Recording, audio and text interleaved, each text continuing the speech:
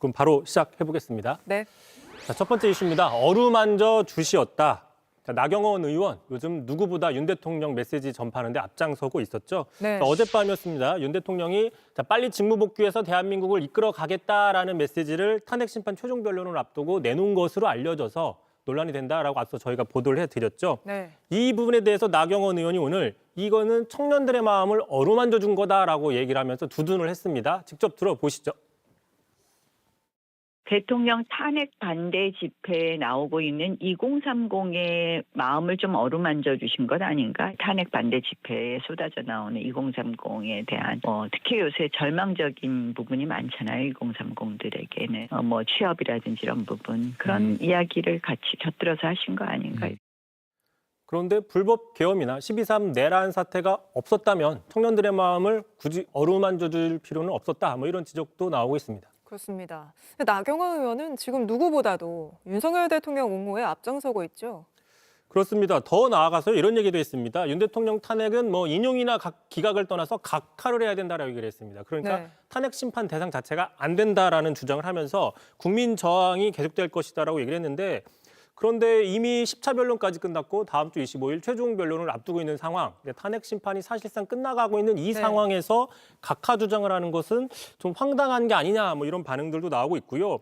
그러다 보니까 결국 헌재 결론에 대한 불복을 염두에 둔 메시지가 아니냐 이런 분석도 있습니다. 자, 게다가 그 강성 메시지가 효과가 있느냐 이 부분도 좀 따져봐야 되는데요. 오늘 나온 여론조사였었죠. 2030의 경우에 주로 대통령에 대한 탄핵 찬성 반응이 반대보다 대부분 다 더블 스코어로 많습니다. 네. 다시 얘기해서 2030 과반이 윤 대통령이 굳이 자신들의 마음을 어루만져 주지 않아도 된다라고 판단한다 이렇게 볼 수 있는 것이죠. 네, 그렇습니다. 또 그리고 나경원 의원이 결과적으로 오늘도 그렇지만 여론과 계속 동떨어진 지적을 하고 있다고요.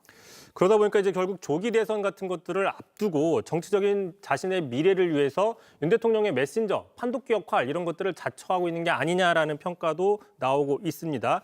참고로 오늘 이런 얘기를 했습니다. 지금은 조기 대선 얘기할 때가 아니다. 계속 이런 입장을 보이고 있는 것 같은데 하지만 불과 이틀 전에는 비록 일반론이긴 하지만 대선에 도전은 누구나 할 수 있다 이런 식으로 얘기를 하면서 본인도 저 누구나에 포함될 수 있다라는 식으로 얘기를 했고요. 또 오늘은 한동훈 전 대표에 대해서 강력하게 견제하는 발언을 했습니다. 직접 들어보시죠. 저는 사실 이런 대한민국의 불행한 사태가 오는 데 있어서 한동훈 대표의 책임이 가볍지 않다라고 봅니다. 그래서 사실은 오히려 이런 상황에 대한 책임을 느껴야 될 때가 아닌가. 네, 야당도 그렇고 한동훈 전 대표도 그렇고 체포 명단에 들어갔던 사람들인데 그 사람들에게 비상 불법 계엄에 책임이 있다. 국민들이 얼마나 동의할지 모르겠습니다. JTBC 뉴스를 시청해 주셔서 고맙습니다. 저희는 저녁 6시 30분 뉴스룸에서 뵙겠습니다.